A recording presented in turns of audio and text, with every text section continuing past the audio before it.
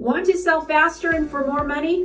One word: staging. In real estate, money moves fast, and if your home looks the part, well, hi, I'm Cheryl Folks with eXp Realty. If you're selling in today's market, you need one game-changing move to boost your price and cut days on market, and that's staging. Staged homes get more attention, sell faster, and sell for more. Surveys show 29% of agents saw 1 to 10% higher offers on staged homes, and 49% said they sold faster.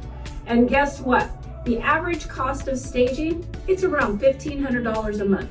What that gets you? Well, thousands more on your sale and less time stressing while your home is unsold. Plus, in today's scrolly, happy world, high quality photos, videos, and virtual tours aren't just nice, they're non-negotiable. So if your home doesn't look like something out of the HGTV, buyers are just gonna scroll past it and your home becomes plan B.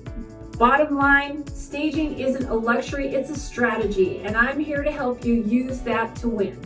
If you're thinking of selling and want to plan to win, reach out. Let's get your home staged, styled, and sold.